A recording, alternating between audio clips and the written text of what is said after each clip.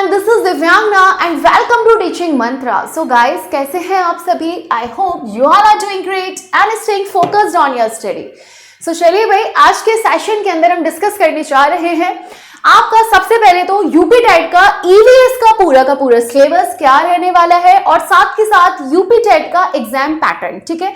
तो दोनों टॉपिक्स पे हम यहाँ पे चर्चा करेंगे और साथ ही साथ हम ये भी जानेंगे कि भाई अगर हमको यूपी टेट को फर्स्ट अटेम्प्ट में ही क्लियर करना है तो उसके लिए एक सक्सेस स्ट्रैटेजी क्या रहने वाली है, किस तरीके से हम तैयारी करें। अगर मैम हम फ्रेशर्स हैं, हम फर्स्ट टाइम अपना यूपी टेट दे रहे हैं तो हमें क्या क्या पढ़ना चाहिए, डू और डोंट्स, क्या करना है क्या नहीं करना है, ये भी हम सब चीजों पे डिस्कशन चलेगा, ठीक है, सभी टॉपिक्स पे। So don't worry.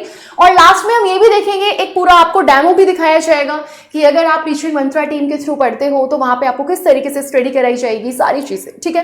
तो चलिए लेट्स स्टार्ट। सबसे पहले हम बात करते हैं आपके यूपी टेट में। आप सभी को पता होगा भाई, जो स्टूडेंट्स जिन्होंने पहले दिया है उनको तो अच्छे से पता है, और जो स्टूडेंट्स फर्स्ट टाइम दे रहे हैं अपना एग्जाम वो भी एक बार देख लीजिए। यूपी टेट में 2 पेपर होते हैं। अगर आप मान लीजिए आपने ईवीएस का आपको पेपर देना है, आपने सिर्फ फर्स्ट पेपर ही फिल किया है तो आपको ये वाला पार्ट का एग्जाम देना पड़ेगा, जिसके अंदर सीडीपी के 30 क्वेश्चंस आते हैं, हिंदी के 30 क्वेश्चंस आते हैं, इंग्लिश के भी 30 आते हैं जी, मैथ्स के 30 आते हैं और ईवीएस के भी 30 आते हैं, ठीक है। यानी टोटल जो क्वेश्चंस आते हैं, ठीक है, ये भी देख लो, टोटल 150 क्वेश्चंस आते हैं। कितने मार्क्स का होता है? 150 मार्क्स का पेपर होता है। 150 ही मिनट्स आपको दिए जाते हैं, ठीक है। और यहाँ पे सबसे बेस्ट पार्ट की कोई भी नेगेटिव मार्किंग नहीं है, इसीलिए किसी भी स्टूडेंट्स को कोई भी क्वेश्चन स्किप करके छोड़ के नहीं आना है। चाहे आता हो चाहे नहीं आता हो, आता है वेल एंड गुड, नहीं आता है अक्कड़ बक्कड़ बम्बे बो, बट लगा के आ जाना, ठीक है। अब जो मेरा रोल रहने वाला है वो इस पूरे पार्ट में ईवीएस के अंदर मेरा रोल है, ठीक है, जो आपको मेरे थ्रू कवर कराई जाएगी इसी चैनल पे, टीचिंग मंत्रा यूट्यूब चैनल पे। और आपके जो कोर्सेज हैं वो भी आपके स्टार्ट हो गए हैं। तो चलो पहले हम फिलहाल बात करते हैं सिलेबस की। जो मुख्य बात है वो हम यहाँ पर डिस्कस करते हैं। सबसे पहले है परिवार, फैमिली जो है ये आपका टॉपिक है, यहां से आपके क्वेश्चंस आते हैं। इससे बाहर, इन टॉपिक से बाहर आपको नहीं पढ़ना है, जो जो दिया हुआ है यही पढ़ना है। लेकिन मैं आपको एक और चीज यहाँ पे क्लियर करूंगी, वो ये है कि भाई देखो, ये जो सिलेबस है ये तो पढ़ना है, बट पता है मेन बात कैसे पता चलती है? जब आप यूपी टेट के पेपर खोल के देखोगे ना तो फिर उसमें से आपको पता चलेगा कि यार एग्जैक्टली जो क्वेश्चंस आ रहे हैं वो किस टॉपिक से, किस टाइप के आ रहे हैं, वो वहीं से पता चलेगा। सिलेबस में जितना होता है वो चीज पेपर में वो तो होती है, कुछ और भी पेपर में होता है। फिर आप कहते हो सिलेबस में ये तो टॉपिक मेंशन ही नहीं था, है ना। तो सिलेबस को और भी, ये ऑफिशियल सिलेबस है, इसको और ज्यादा डिटेल में भी हमें करना पड़ता है, पढ़ना पड़ता है। और कैसे पढ़ेंगे वो हम बाद में बताएंगे। बट एक और बात है, ये अभी तक ऑफिशियल सिलेबस यही रहता आया है, कोई चेंजेस नहीं हुए हैं। अगर कोई भी चेंजेस होता है आगे आपके यूपी टेट के पेपर में, आपके सिलेबस में, तो वो भी आपको अपडेट करा दी जाएगी। ऑलराइट, तो बिल्कुल घबराना नहीं है, परेशान नहीं होना है।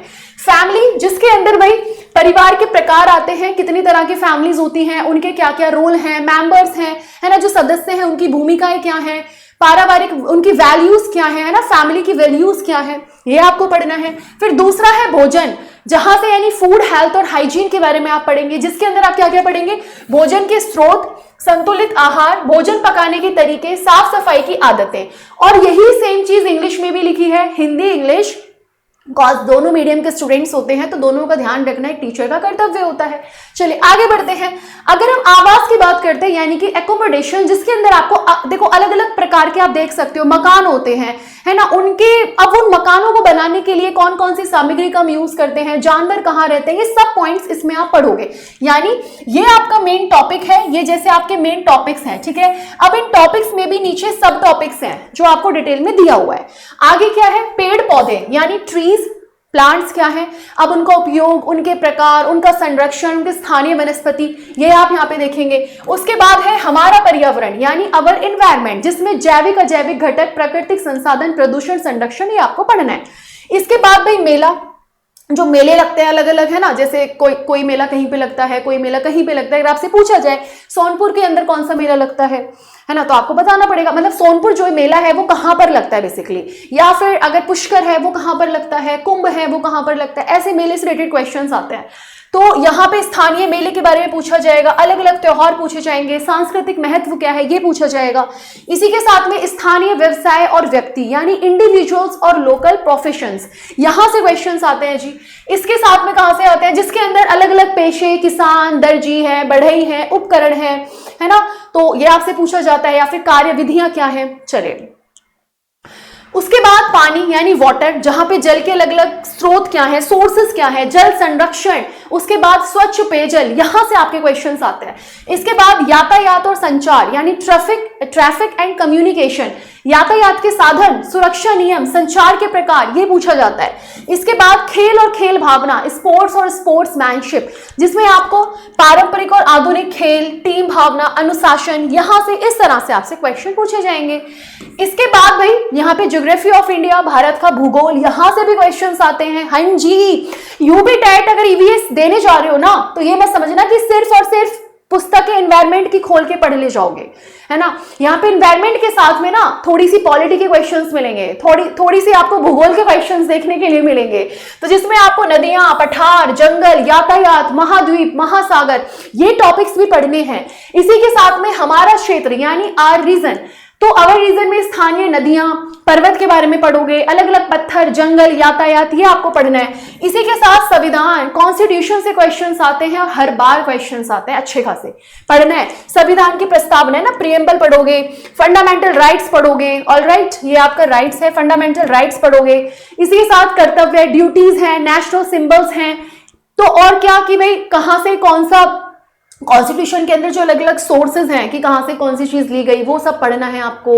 आपका जो कॉन्स्टिट्यूशन है कब आया, कब लागू हुआ, इसी तरीके से ऐसे बहुत सारे, अगर आप प्रीवियस ईयर क्वेश्चन पेपर देखोगे उसमें आपको साफ पता चल जाएगा कि हाँ जी इस तरह के क्वेश्चन आ रहे हैं, तो वो आपको पढ़ने पड़ेंगे। इसी के साथ शासन व्यवस्था यानी गवर्नेंस सिस्टम, ये आपको पढ़ना है। चलिए, इसी के साथ भाई यहाँ पे जो आपका क्या है, स्थानीय स्वशासन है, ग्राम पंचायत है, नगर पंचायत है, नगर पालिका, प्रशासनिक व्यवस्था, ये आपको पढ़ना पड़ेगा। इसी के साथ में आपको भाई प्रशासनिक इकाइयां यानी एडमिनिस्ट्रेटिव यूनिट्स, जिसके अंदर आप राज्य शासन, न्यायपालिका, कार्यपालिका, राष्ट्रीय एकता, मतदान, इस तरह के टॉपिक्स को, सब टॉपिक्स को कवर करोगे। फिर आता है पर्यावरण संरक्षण यानी एनवायरमेंटल प्रोटेक्शन, जिसके अंदर आप पर्यावरण की आवश्यकता क्या है, संरक्षण की आवश्यकता, उपयोगिता, योजनाएं, सामाजिक जिम्मेदारी, यहाँ पे ये सब पढ़ना है ना। अलग अलग स्कीम्स आती हैं, कैसे हम कंजर्व करते हैं, ये सब पढ़ना पड़ेगा। इसी के साथ में अब देखो यहां से जो स्टार्ट होता है, ये आपका पैडागोजी वाला पार्ट स्टार्ट होता है। ईवीएस के अंदर आपको पैडागोजी भी देखने के लिए मिलेगी, लेकिन एक और पॉइंट क्लियर करते हैं, अगर अभी आपके जो भी लेटेस्ट यूपी टेट का पेपर हुआ है, जैसे आई थिंक लेटेस्ट पेपर आपका वही 2022 में हुआ, ठीक है, उससे पहले फिर 20 का है, 19 का है, वो अलग अलग फिर है, उसके बाद आपको कोई पेपर हुआ ही नहीं है। लेकिन जब अगर आप लास्ट 2-3 साल के पेपर देखते हो ना, तो उसमें आपको कोई भी पैडागोजी का क्वेश्चन नहीं मिलेगा, है ना। कोई भी उसके अंदर आपको ईवीएस से रिलेटेड जो शिक्षण शास्त्र वाले क्वेश्चंस है नहीं मिलेंगे। तो आप मोस्ट ऑफ द स्टूडेंट्स क्या करेंगे, स्किप, छोड़ दो। अरे भाई क्वेश्चंस आए नहीं है, इस बार भी नहीं आएगा। अरे आपने कैसे पता लगा लिया कि इस बार भी नहीं आएगा? अगर ऑफिशियल सिलेबस में है पैडागोजी पार्ट, तो देखना इस बार चेंजेस आपको मिलेंगे एग्जाम पेपर में। बेशक 2-3 बार से नहीं आया हो, लेकिन उससे पहले तो आता था ना, है ना। जब आप लास्ट और पेपर देखते चले जाओगे पीछे पीछे पीछे, वहां पे आपको पैडागोजी मिलेगी। तो इट मींस आपको पैडागोजी वाला पार्ट कवर करना है, स्किप नहीं करना है भाई। कब आपका किस टाइम जाके पैटर्न चेंज हो जाए आपको भी नहीं पता, बट सिलेबस में है तो करना पड़ेगा। तो यहाँ पे पर्यावरण अध्ययन की अवधारणा, कवरेज, कॉन्सेप्ट्स और कवरेज ऑफ एनवायरमेंटल स्टडीज, ये पढ़ना है। पर्यावरण अध्ययन का महत्व क्या है, एकीकृत पर्यावरण अध्ययन, ये पढ़ना है। पर्यावरण अध्ययन, पर्यावरण शिक्षा के बीच में अंतर, ये टॉपिक करना है। अधिगम सिद्धांत यानी सीखने के सिद्धांत होते हैं, ये पढ़ना है। विज्ञान और सामाजिक विज्ञान के साथ ईवीएस का संबंध और क्षेत्र, ये टॉपिक पढ़ना है। इसी के साथ प्रस्तुति की विधियां और पुनरावृत्ति के उपाय, ये पढ़ना है। गतिविधियां पढ़नी है। प्रयोग और प्रायोगिक कार्य पढ़ने हैं। चर्चा आधारित शिक्षण पढ़ना है। सतत एवं व्यापक मूल्यांकन, सीसीई पैटर्न, ये पढ़ना है। शिक्षण सामग्री, उपकरण और शिक्षण में आने वाली समस्याएं, ठीक है। तो यानी ये तो था आपको ओवरऑल सिलेबस जो आपको पढ़ना है। और इससे बाहर नहीं पढ़ना, लेकिन इसके अंदर भी और भी बहुत सी चीजें होती है पढ़ने के लिए। अब वो तो आपको कैसे पता चलेगा मैम इसके अलावा और क्या क्या पढ़े, ये भी तो पता लगाना है। तो ये कैसे पता चलेगा, ये पता चलेगा इससे, प्रीवियस ईयर क्वेश्चन पेपर से। अब चलो, अब बात आती है कि भाई हमारी स्ट्रैटेजी क्या रहेगी ताकि हम फर्स्ट ईयर अटेम्प्ट में ईवीएस के अंदर बहुत अच्छे मार्क्स ग्रैब कर सकें, बहुत अच्छे मार्क्स लेके आए, है ना। तो भाई बता दीजिए मैम कैसे करेंगे ताकि 30 में से एटलीस्ट ज्यादा भी नहीं तो 28 नंबर तो आ ही जाए। तो भाई देखो, सबसे पहले है जो मैंने आपको सिलेबस बताया, हर किसी स्टूडेंट्स को ये पूरा सिलेबस कंठस्थ भी नहीं तो एटलीस्ट आपको पता होना चाहिए कि हाँ भाई ये वाला पार्ट मेरे सिलेबस का है, ये मुझे पढ़ना है। तो सबसे पहले आप क्या करो, जो भी आपका सिलेबस है उसकी आप एक फोटोकॉपी निकाल लीजिए, अपनी टेबल पे लगा लीजिए, आपके पास होना चाहिए। तो सबसे पहले टॉपिक सब कुछ आपके माइंड में होने चाहिए। दूसरा, प्रीवियस ईयर क्वेश्चन पेपर, ठीक है, पहला। और दूसरा जो सबसे मुख्य पार्ट है, ये सबसे इंपॉर्टेंट पार्ट होता है प्रीवियस ईयर क्वेश्चन पेपर। जितने भी अभी तक आपके प्रीवियस ईयर्स क्वेश्चंस पेपर हुए हैं आप सब उठाइए, ठीक है। और अगर आपको नहीं भी खुद से करना है तो यहाँ पे मैं डेली एक मतलब हर यहाँ पे आपको पूरी टीम ना अपने अपने सब्जेक्ट्स के सारे previous year question paper cover करा रही है। आप यहाँ भी ज्वाइन कर सकते हो, देख सकते हो, फ्री ऑफ कॉस्ट आपकी क्लासेस रहती हैं यूट्यूब पे, तो कोई दिक्कत नहीं है।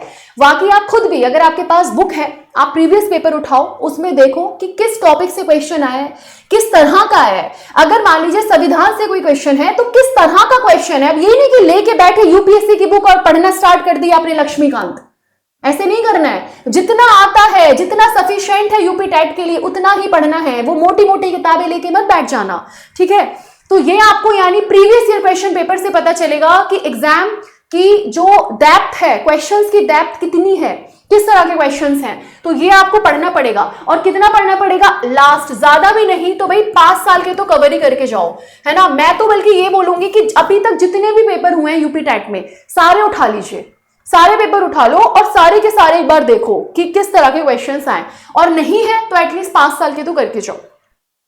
इसके बाद आता है कॉन्सेप्ट्स क्लैरिटी। अब ये कैसे बनेगी, मतलब कॉन्सेप्ट्स के लिए तो पढ़ना पड़ेगा। अब पढ़ना क्या पड़ेगा, सबसे पहली बात है आपको पता है जब आप ईवीएस का पेपर देते हो तो 3 से लेके 5 क्लास तक की ईवीएस की बुक आपको पढ़नी पड़ेगी। 3 से लेके 5वीं कक्षा तक की ईवीएस की बुक उठाओ, उनको पढ़ो, वहां से आपके जो जो टॉपिक्स हैं उनसे रिलेटेड जो भी आपके कॉन्सेप्ट्स हैं उनको आप क्लियर कीजिए, पहला पॉइंट, ठीक है। अब एक और मैं आपको बात बता दूं, क्योंकि मैंने ईवीएस का पूरा पेपर सारी चीजें देखी, सारी चीजें मैं करा भी रही हूं कवर, तो यहां से मुझे एक बात पता चला कि भाई जो 3 से 5 तक आपकी ईवीएस की किताबें हैं ना, अब वहां पे हर चीज आप सोचो एनसीईआरटी के अंदर आपको मिल जाएगी और वही क्वेश्चन उठ के आ जाएगा, मोस्ट तो वही आता है मोस्टली। बट मैं फिर बोलूंगी थोड़ा सा लेवल अपना ऊपर करके पढ़ना है। ये होता है कि 3 से 5 तक की जो आपके कॉन्सेप्ट्स है क्वेश्चन उन्हीं से आएगा, लेकिन जो हार्डनेस है, जो डिफिकल्टी लेवल है वो कई बार आपका 6 से लेके 8 तक भी पहुंचता है।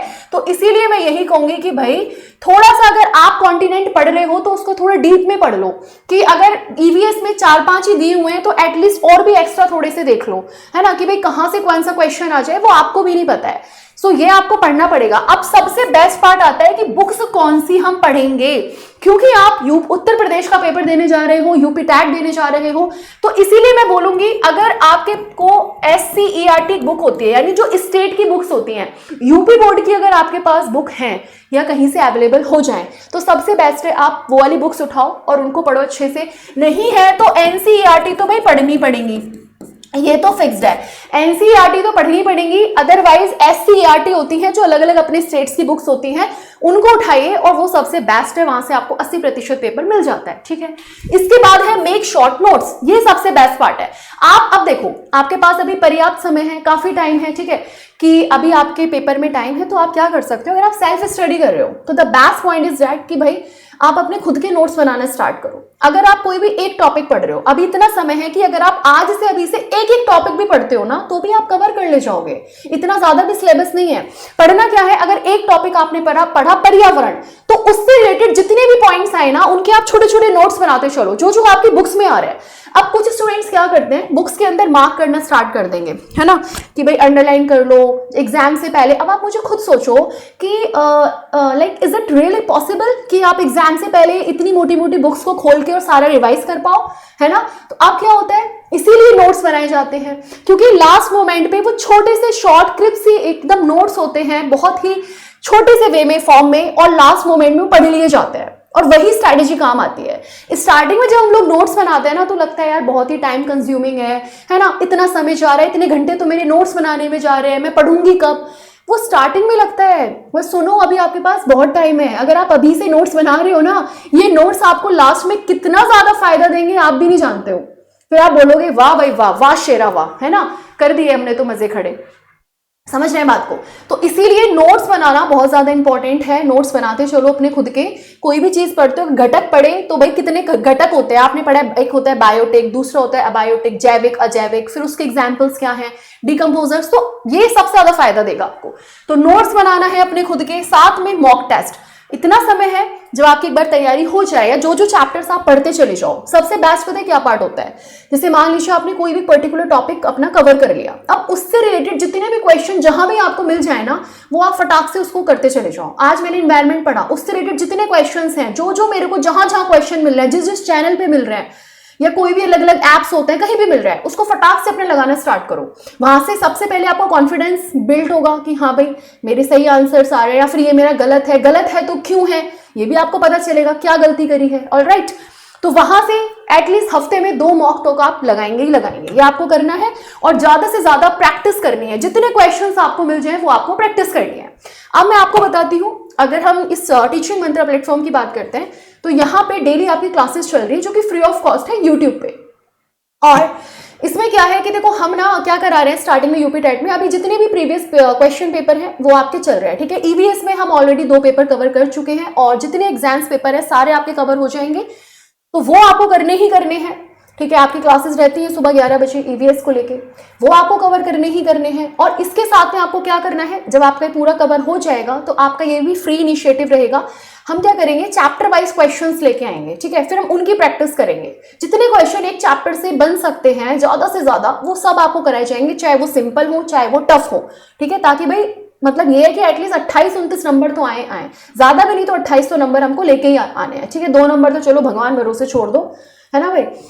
तो इसीलिए ये सारे पॉइंट्स आपको करने हैं। अगर आप इस तरीके से पढ़ते हो तो आपकी एक सक्सेस स्ट्रैटेजी है ये, अच्छे से आपका पेपर जाना है, कवर हो जाना है। बाकी आपकी क्लासेस भी स्टार्ट हो चुकी हैं, आप ज्वाइन भी कर सकते हैं। अब सबसे बेस्ट पार्ट क्या होता है, पहला तो होता है सेल्फ स्टडी। अभी आपके पास इतना सफिशिएंट समय है कि आप लोग क्या कर सकते हो, सेल्फ स्टडी कर सकते हो। Self study is the best study, and always self study always the best study. अब इसमें क्या होता है भाई, यहाँ पे बस आपको ये है कि सारी बुक्स वगैरह आपको खुद से मैनेज करनी पड़ेंगी, ठीक है। सारे नोट्स खुद से मैनेज करने पड़ेंगे, सारे पीवाईक्यू खुद से मैनेज करने पड़ेंगे, खुद पढ़ना पड़ेगा, सारी चीजें खुद करनी पड़ेंगी, ठीक है। और अगर नहीं तो आप, ऐसा नहीं है कि यहीं से आपको पढ़ना है, ऐसा कोई आप पे कोई भी हार्ड एंड फास्ट रूल नहीं है, कोई जबरदस्ती नहीं है कि यहीं बस यहीं आओ और यहीं से पढ़ना है, ना ना ना। जहां से भी आपको अच्छा लगता है आप वहां से पढ़ सकते हो, ठीक है। जिस भी टीचर से पढ़ना अच्छा लगता है, जिसका भी अच्छे से समझ में आता है, वहां से आपको पढ़ना है। आपका मेन टारगेट है कि आपको अपना एग्जाम क्रैक करना है, ठीक है। लेकिन अगर हम सपोज कोर्स के थ्रू भी जाते हैं तो वहां पे आपको कुछ भी एक्स्ट्रा नहीं पढ़ना होता है, जितना टीचर आपको करा रहा है बस वही आपको कवर करना है।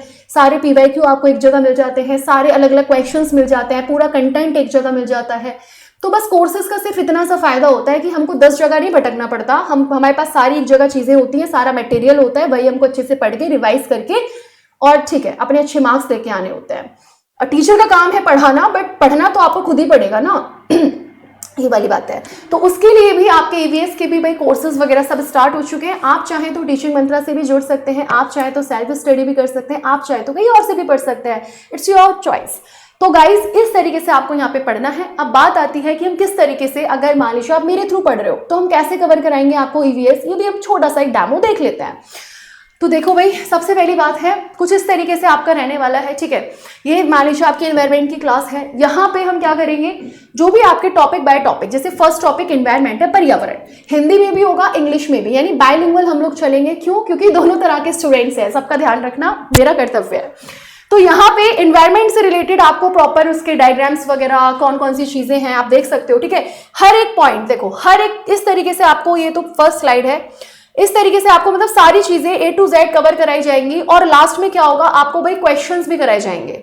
लास्ट में क्या करेंगे हम लोग, क्वेश्चंस भी कवर कराएंगे आपको सारे, जैसे मान लीजिए मैं आपको एक छोटा सा एग्जांपल देती हूँ, ठीक है, चलो आपने ये देख लिया। अब एक छोटा सा एग्जांपल समझो कि मैंने आपको सपोज दिया कि ठीक है पर्यावरणीय है, अब उससे रिलेटेड जितने भी टॉपिक्स आपके एग्जाम में आए हैं वो हम साथ के साथ उस चैप्टर के बाद कवर करेंगे, और साथ के साथ और जो अदर क्वेश्चंस मिल सकते हैं, most expected question for the practice, वो भी हम क्या करेंगे उस चैप्टर के बाद उसको कवर कर लेंगे।